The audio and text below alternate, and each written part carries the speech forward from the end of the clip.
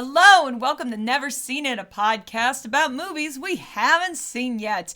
I'm one of your hosts, Betsy, and with me is my co-host and my husband, Trent. Hey there. Hiya, Trent.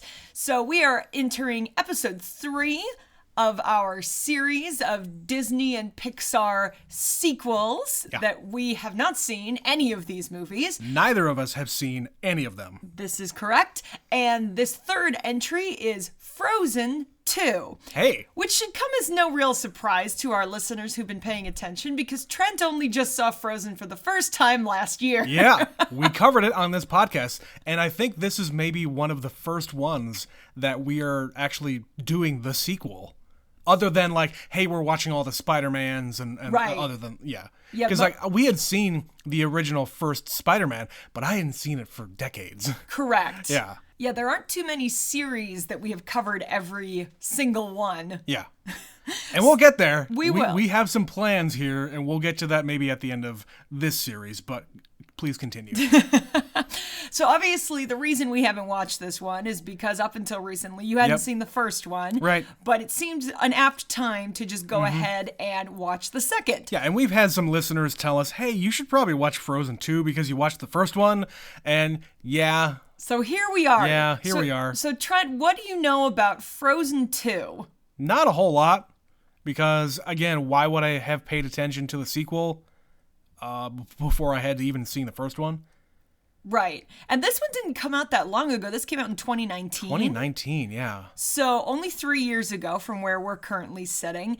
And weirdly, it's one for me that came out, made a big splash, and then went away, and I haven't really thought about it since. Right. And what I'm curious about is, for the parents out there, has this supplanted the first one in any way? I doubt it has. It's probably a corresponding piece. Yeah. It gets equal screen time or maybe like slightly less screen time. Yeah. But yeah, I don't really know. We just watched the trailer again for this because I was like, what the heck is this sequel about? Yeah, and it doesn't really give a whole lot. Like, there is a gathering threat in the north, and Elsa has to go and fight it, I guess, and she brings along her crew with her. Yep, she's hearing a voice calling to her. Yeah. And my assumption is it's more magic. We find more magic just from that trailer. Like there's giants and people living up there. More supernatural things. Yeah. So it's more about Elsa really embracing her own existence, her own power. They didn't really dwell on the fact that she is a magical person. Well, and yeah, the whole like crux, what the origin of that is. The whole crux of the first movie is her in denial about it and then accepting it and saving the kingdom. So this one now, we've established she's magical, she's okay with it, but where do you go from there? So this is more exploring her own power and what are the limitations of that, or how powerful is she? Right, and she couldn't really control it all that well in the first. Like the whole point of the first movie is her accepting who she is, but at the same time, she doesn't really have any control over her own powers. Right. She doesn't know how far she can push it. Yeah. Until she does. Right. Until she lets it go, Trent. Well, she also almost kills her sister on a couple of occasions. True. That is a fair statement. Yeah. And yeah, I'm going to guess that, we've got our same cast of characters. We have Elsa returning and Anna. champions. Kristoff is back. Kristoff. So I don't know if those Olaf two have gotten... and Sven. Right. And I don't know if those two have gotten married or if they're getting married or where we are in the timeline for Anna and Kristoff. So yeah, we have our core group of side characters and main characters. I think it'll probably expand the cast. I don't know new celebrities who voice any characters in this, but I have to assume there are some, because that's what you do in big sequels like this. Yeah, everybody wants a piece. Exactly.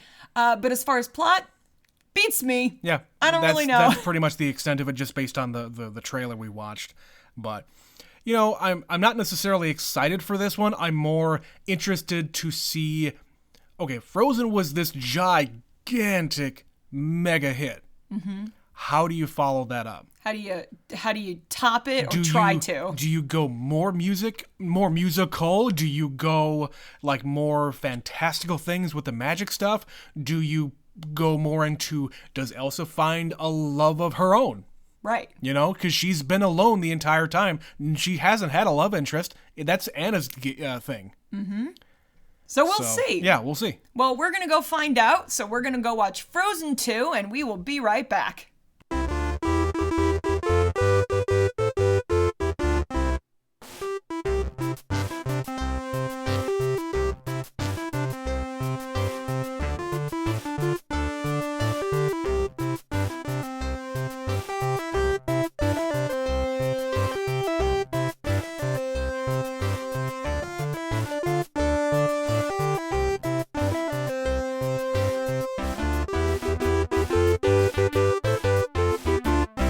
And we're back.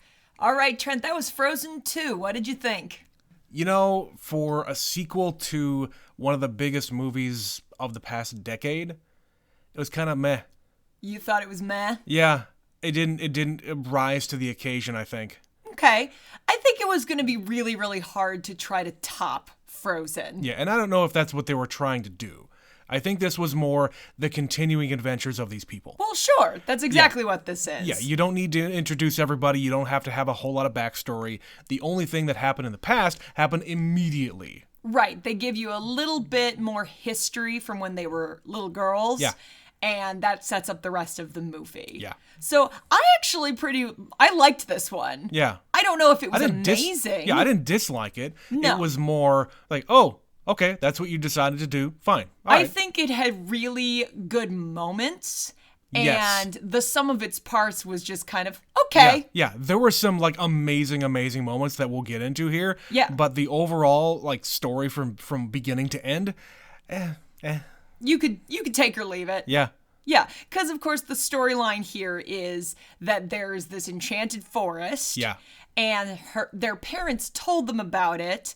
Their dad saw it when he was a little boy. Mm-hmm. And there's a group of people that lives up there, the northern people, and they The Northuldren.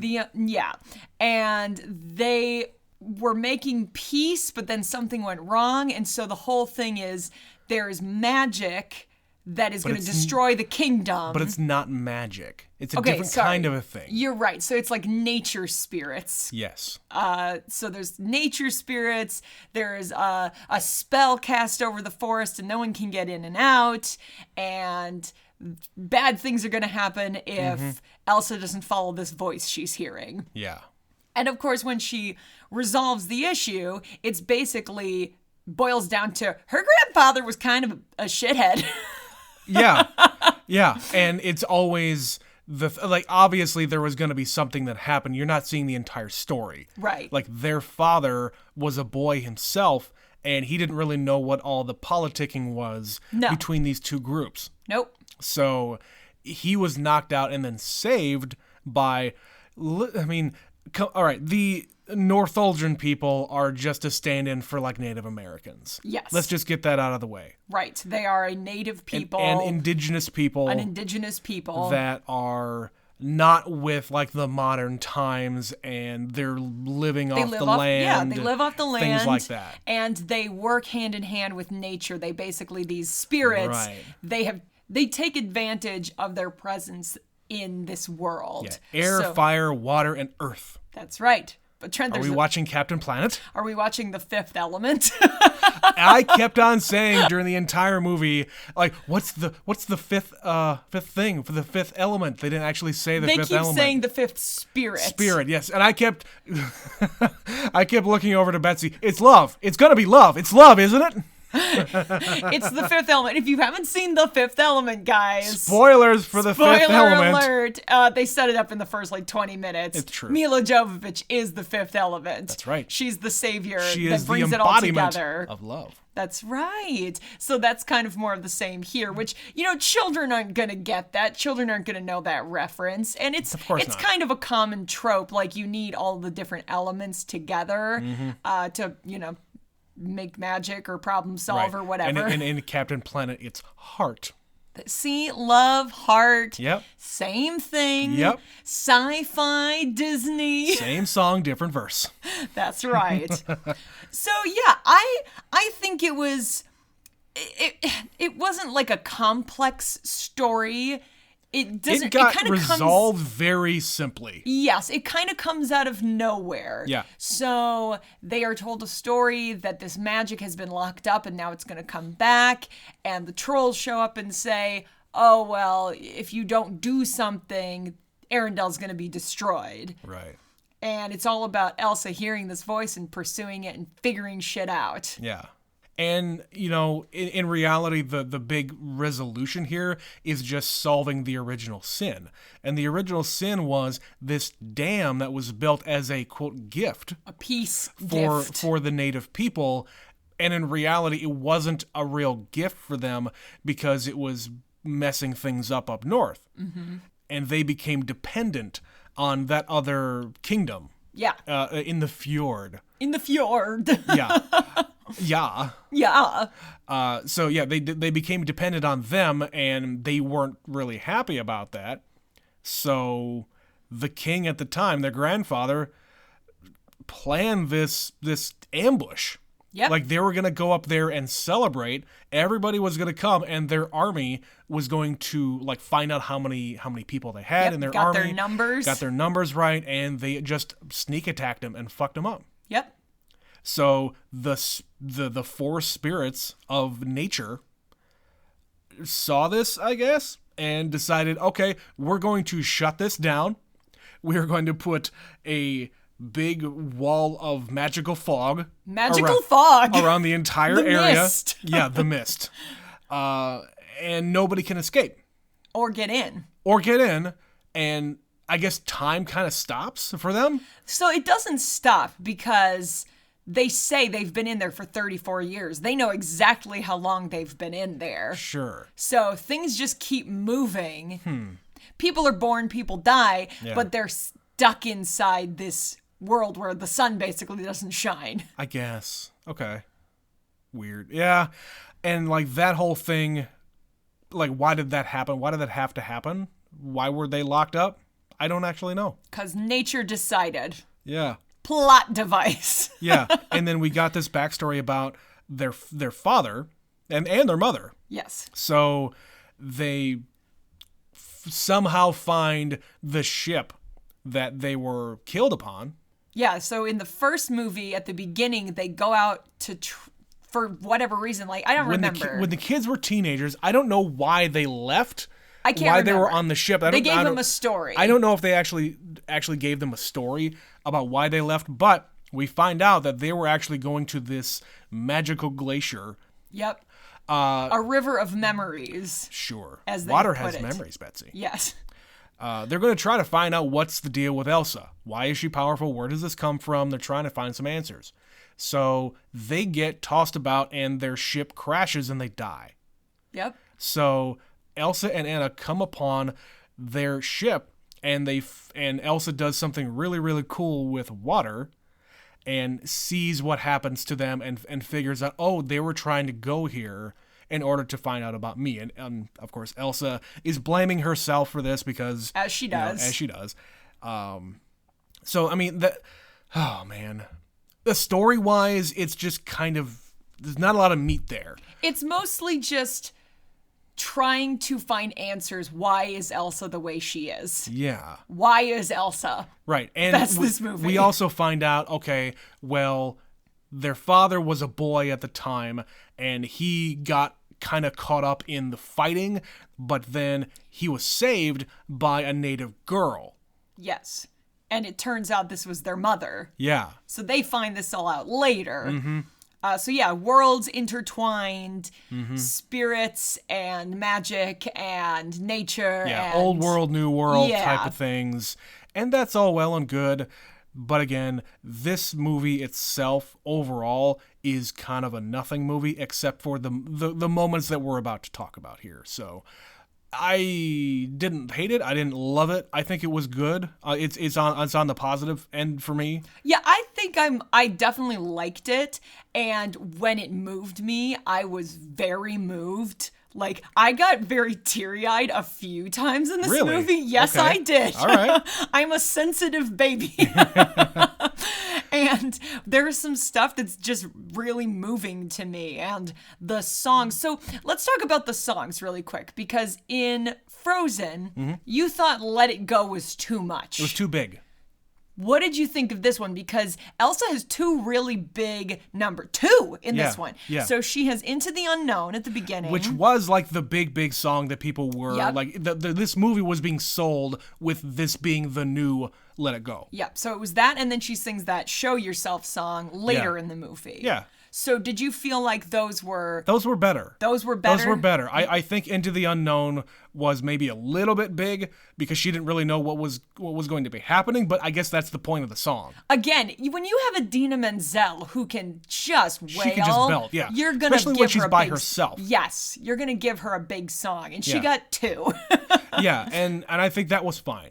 Which, by the way, when we got into the credits, we were treated with another version of said song Yes, by Panic at the Disco. correct. Of all bands. So, taking it back to our last episode where we watched Cars 2. Right. I had some very loud, horrible things to Objections. say. I had some objections to the credits song. And I didn't like it. I hated it. It was so cringe. I wanted to die a little bit inside. However, this one, Brendan Urie has Lead singer really of Panic at the Disco. powerful voice really when does. he wants to use it. It really seems like we have been a fan of Panic at the Disco since the early 2000s. Oh, sure. But this guy has, it seems to me like he's been not wasting away in that genre of music. That's kind of what I would say, but he has the opportunity to really show off when he's doing things other than what his band is known for. Fair. And yeah, they pulled out all the stops, and they get a ton of people in the end credits doing versions of songs from this movie. Yeah. But that's how it starts. And yeah, he wails. he really does, and I think honestly that's a better version than Idina Menzel. Fair. It's just, I think it's what's your cup of tea. It's more what I'm into. What do you like? Yeah. And I am a fan of Panic at the Disco. I would not say that the entire movie, and I almost felt like this in the last movie too, Idina Menzel has too much of an older woman's voice. For her to be Elsa? For Elsa's actual age, because she became 21 in the first movie. And here we are however many years later, and she's still probably less than 30. But Idina Menzel is what, in her 40s or 50s? Okay, but to be fair, we also just watched The Incredibles 2, and their daughter is voiced by like a 45-year-old woman. You're right. Because she has a mousy voice. She does. and I have no problem with that, because I know who that is. So I don't know how relevant that point is. I know, and I'm not complaining about that. It's just she has kind of a lower tenured speaking voice. Okay, fine. Yeah. Well, let's talk about some of the other songs in the movie. So Olaf has a song. Yeah. And that was cute. It's funny. Olaf is such a charming simpleton. That's a nice way to put it. This whole movie, he always just says like absurd things that are very off-putting, but hilarious. Like they're wildly inappropriate for the circumstances you find yourself in. Yep. And he like starts to question reality and like The nature of existence. and like the nature of like permanence. It's like, oh, all right, fine. Yeah, so You're exploring some philosophies. right. So he sings about, getting older and growing up and things. Yeah, and that's a good song for the kids. Yes. He's only there for the kids. Totally. It didn't really serve a whole lot of purpose other Yeah. than he needs to have a song because the kids course. will riot if he doesn't. Of course. So that song was all right. He was less annoying in this movie Fair. than the first one. Fair. The song at the beginning, the first one about, again, growing up and change and getting older. It was all right. Yeah. I think it was a nice song. Yeah. The one that stood out to me, other than Elsa's two big songs, it's the fact that you've got Jonathan Groff in this movie. And in the first one, he didn't really get to sing. He did, but it was like a cutesy little song with the ukulele. Yeah. Here, he actually gets to sing twice, and he gets a big solo number. And this is Christoph. And this is Christoph, yep. And it's an 80s power ballad. Oh my God. Betsy and I were just on the floor. I was cackling. Oh my God. That was so funny. And it wasn't even just the music and the song. It was how it was like portrayed on screen. They're clearly going into his mind where Sven can sing. So Right. Sven even sings. Sven sings, yes, but at the same time, like the way this is shot, it's like an 80s and 90s music video. The close-up, like, overlay shot where you're in the foreground and the background. You're leaping out behind trees. And like there's a pine cone hanging down, and he's like singing into it like it's an old-timey microphone. Covering his ear. Yep. The deer all sing a la Bohemian Rhapsody. Oh my God, that whole musical number. It was also, it's like You're My North Star. I'm lost in the woods, so it's like metaphorical and literal. So the kids like are gonna one of the think first it's lines. funny. One of the first lines in the thing is like, "Well, I could probably catch up with her by tonight." Yeah, I understand the woods. I know how things work. Yeah, but you're just gonna sing this sad puppy dog kind of a song, Right. So there was that, which I think is probably easily the funniest song in this movie. It was the funniest moment. Funniest moment. At the very least. And then it got, really dark at some points. Like Anna's song, She Is Alone. Her sister's basically dead. She assumes that she's dead. Olaf died. Yeah. And she is alone. Kristoff is somewhere else. And she has to do this herself. And she's singing about this like darkness and depression. Yeah. And it gets really sad.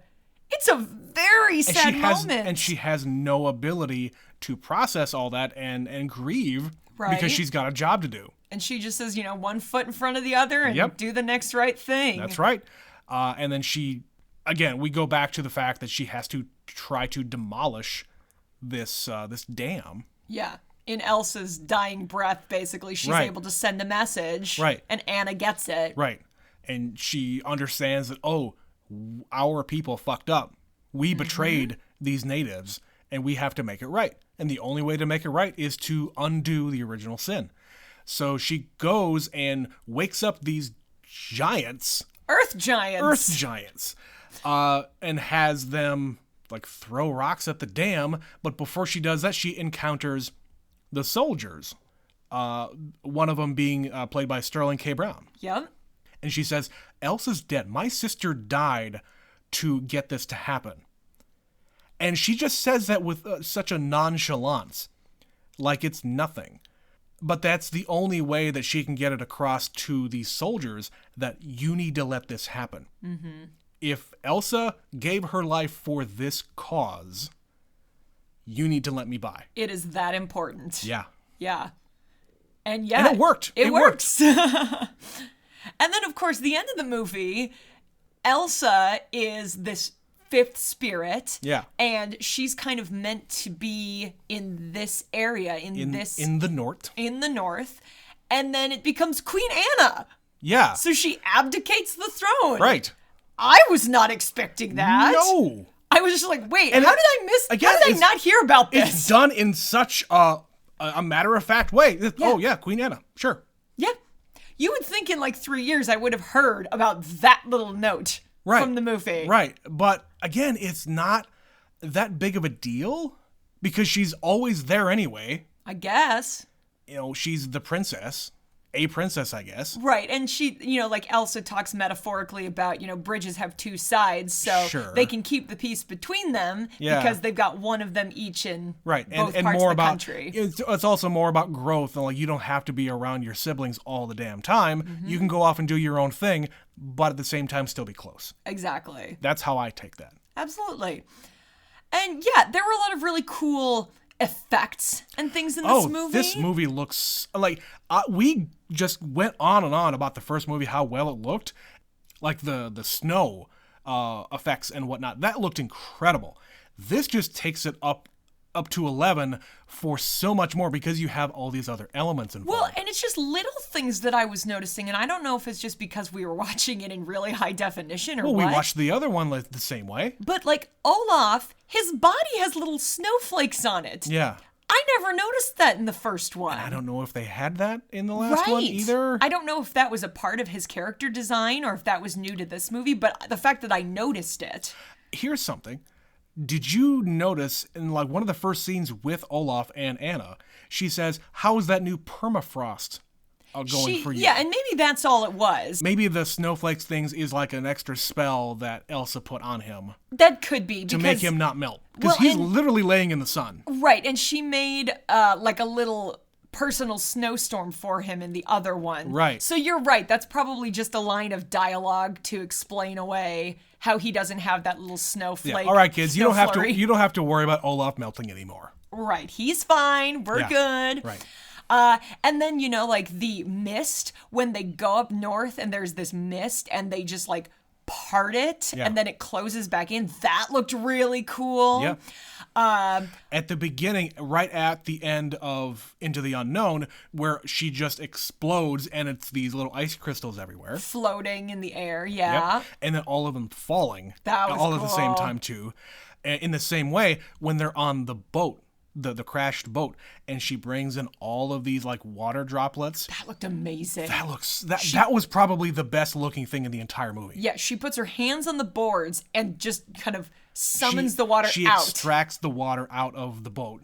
It looked so good. Yeah. It looked incredible. And then right after that, she sends Anna away and she forms this boat. This ice boat. Ice boat. The boat looked amazing. The boat looked really good, and just the water in general. Mm-hmm. The entire movie from beginning to end, when she is like on the beach, like running toward, which by the way, I had seen that scene That before. was the teaser. Yeah. Was Elsa running at the water and freezing the water and trying to go out on the water. And like failing a couple of times. Yeah. Yeah, over and over. Yeah. So I had seen that, but yeah, the water looks just incredible in this. The ocean and the waves and just, it looks natural. Mm-hmm. And if you can get a CG movie like this to look natural, good on you. Yeah.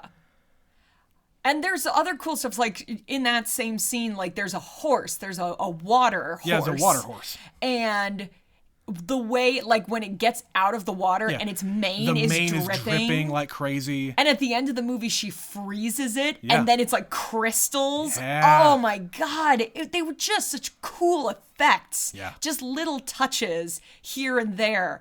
And just how they make it look as good as this. Mm-hmm. It doesn't need to look this good. This is a children's movie. Yeah. But the fact that they didn't hold back. Yeah, if you're Disney, you got Disney money, you're going to go all out. Because this is your baby. Absolutely. So, one more thing here. Speaking of the water, when the dam breaks. Yeah. You've seen a lot of dams breaking in movies over the years. One of them being Hard Rain, which... Oh, God, Hard Rain. For those of you who haven't seen the movie Hard Rain, seek it out. It's not that bad. Anyway, just that's kind of a trope. Oh, the dam is breaking. The dam is... You've seen that happen in other movies. The pressure and this the physics. Looked fantastic. Yeah, that was cool. With all of the concrete and whatever else falling down, and then the water just taking over. It's an avalanche of water. Yeah, and it's also the water going through the canyons and whatnot, going around the corners and then down towards the fjord. Mm-hmm. Drink. Every time you hear the word fjord. Oh, you could absolutely make a drinking game out of this. Like, anytime they talk about the spirits, the different things. Right. And of course, all the different spirits have kind of a different personification. Yeah, that was kind of cool. Like the little fire dude, the little salamander the little guy. Salamander lizard guy. He was cute. Oh my God, he was so precious. Does he have a name? I didn't look at it. I don't know. They don't call him anything. He doesn't make any noise, so he wouldn't be credited with anything. And the fact that Olaf, again, he is a charming simpleton. He names the wind Gale. And I didn't get that until like the last time they said the word gale. Gale. Gale. Trent. Yes, gale force winds. Gale. I get it. I get it.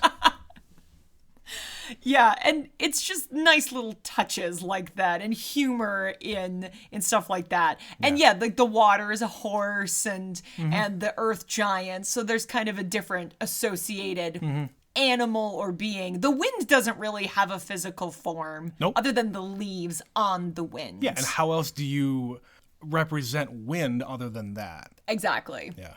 Oh, one thing I wanted to bring up, just little touches. I think I've just got a lot of little notes about things I observed in this movie.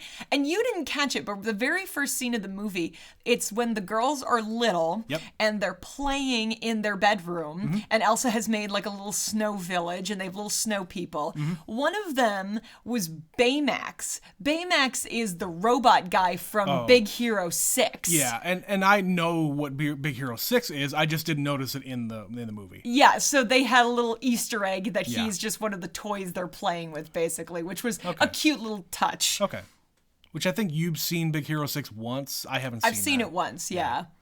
I also liked that the ship that their parents were on had a black box. Yeah, they make the joke about, well, if the black box is built to survive a plane crash, why don't they make the whole plane out of the black box material? That is such an old joke. So yeah, they conveniently have a black box where there's some scrolls and a map showing them what their parents' plan was. Yeah, and there is a note written by their mother in their mother's handwriting saying, we're going to go up to here and find out about Elsa and things like that. Where they got that information, I have no idea. Right, and they kind of tie back to it, like, you could kind of write it off as their mother knows these things because she's from here. Right. I guess. Yeah. Here's another question. Were all of these, I'm just going to keep calling them natives because I don't know the other word offhand. Was the entire nation of people frozen in this mist, or was it just this one group? Because there's not a lot of people. That's true. I would gather it's the whole forest. Yeah. But I don't know. They don't really talk about it, and they don't show that many people. No. Because there's really only 5 guys from Arendelle who are even left. Right. All the soldiers. And we saw, after the town gets evacuated, we saw the entire town all kind of grouped together along the coast. Yeah. And there's a lot more people in the town than there is up in the forest. That they showed us anyway, yeah. Right, that they showed. There were maybe 20, 30 then people. Then again, the Arendelle army probably slaughtered most of the people. But they were outnumbered. The Arendelle army was not, there were not that many of them left. It's true. In that little group. It's true. I don't know. There were certainly more. They're not going to address, war casualties in this. Right. There were certainly more of the indigenous population left in the mist, though. Right. 34 years, they've probably gone at it more than once. Sure. Yeah, I mean, that whole question is the only thing I would have left. But for the most part, I think it's a satisfying ending. I was not expecting Queen Anna, but it makes sense. Mm-hmm. I didn't really see any other Easter eggs or I don't know.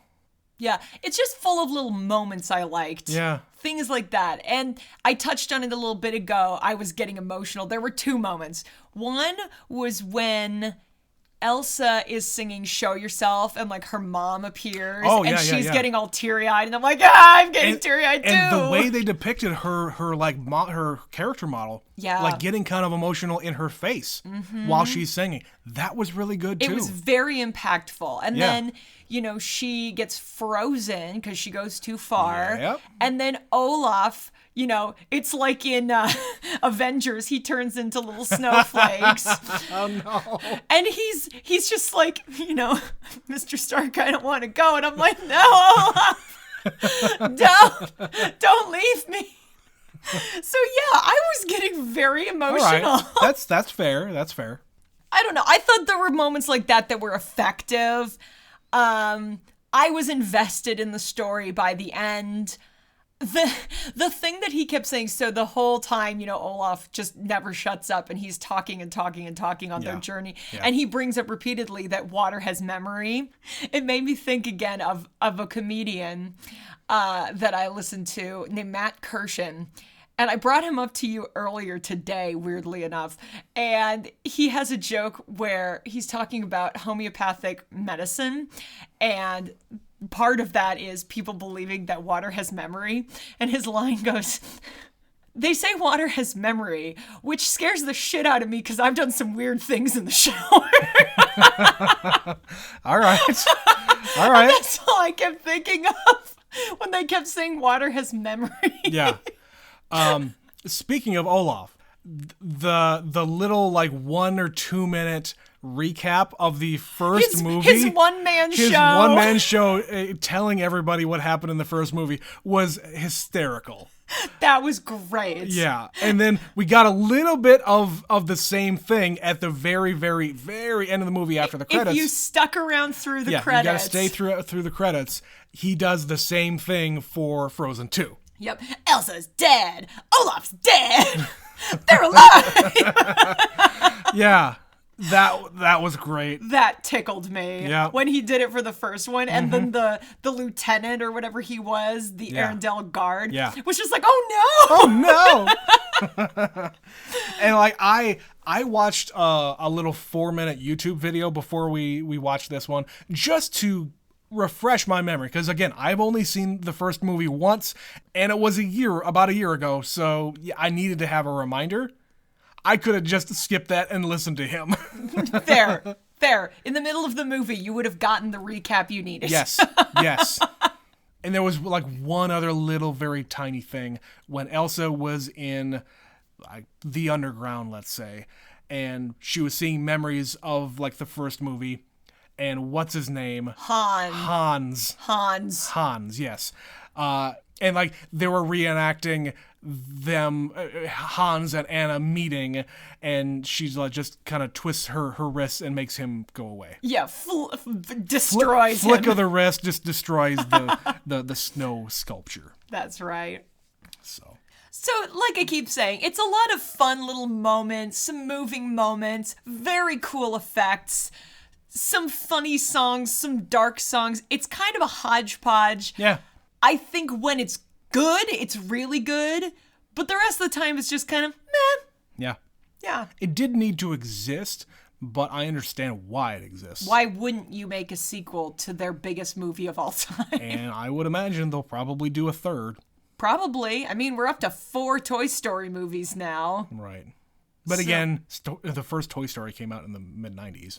Here's the thing, though. They make sequels unexpectedly sometimes, and it takes a long time in development. This one took a while. Yeah. We had to wait almost a decade to get a second Frozen movie. Right. Yeah, they take a while, and like the thing, honestly, that I keep thinking about is if they're gonna continue to make Toy Story remakes, there's gonna be some people dying off.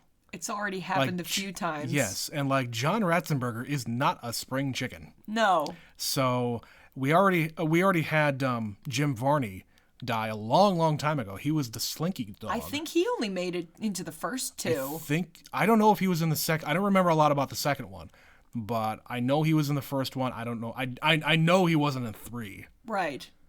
Well, and of course, Don Rickles is gone. Don Rickles, yeah. The woman who was Mrs. Potato Head, she just passed away. Yep. Yeah. It's very sad. Those are the things that I think about when it comes to bringing back people to do sequels. Well, and it's not even that. Sometimes it's just like, did we need it? Like, we've talked about sequels in other properties. Yeah. You know, things like Anchorman 2. That was in development hell forever. Yeah. And it's okay. I like Anchorman 2. It's fine. It is what it is. Yeah. Did it need to be made? Probably not.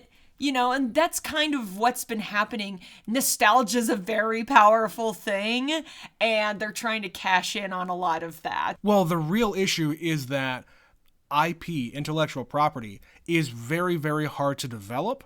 And if you got a hit on your hands, you need to milk that for as much as it's worth. Yeah. And that's what these movie studios and TV studios are doing. Absolutely. Yeah.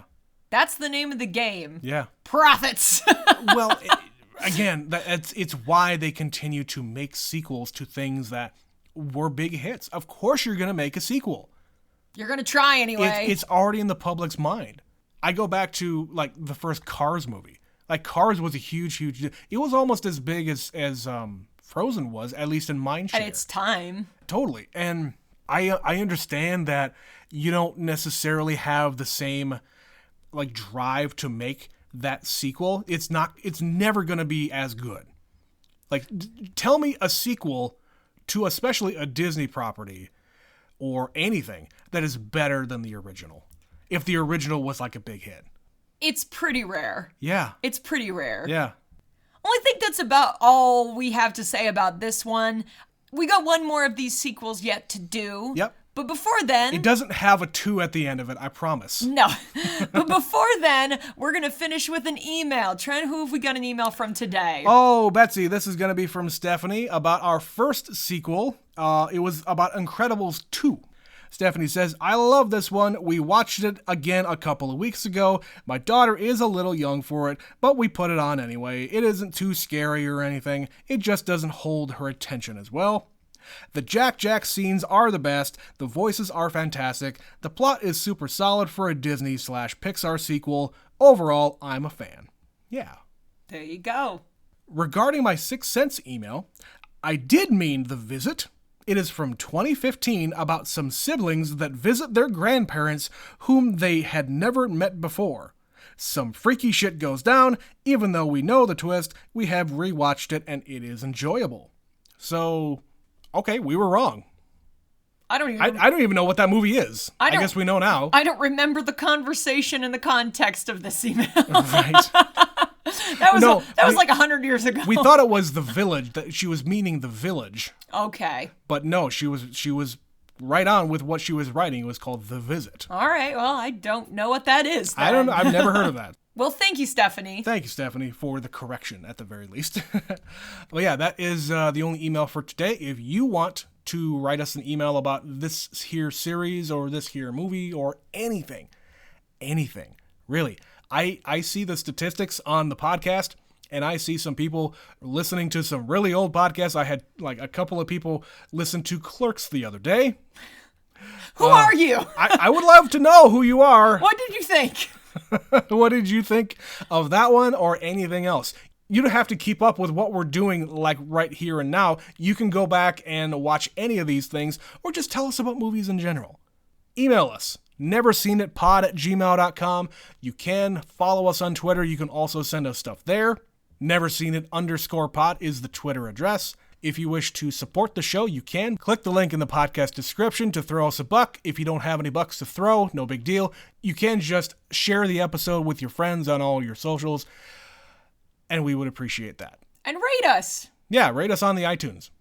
Well, that's it for this one, guys. So we hope to hear from some of you about this or any of those other movies.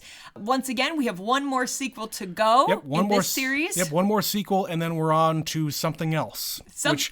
we don't know. We'll figure it out. I'm hoping we've got one kind of another series in the works here that we're kind of excited about. I'm sure everybody is going to enjoy it. Everybody? Everybody. It's something for everyone. But until then, this has been Never Seen It. My name is Betsy. And I'm Trent. And we will look forward to you joining us next time. Goodbye.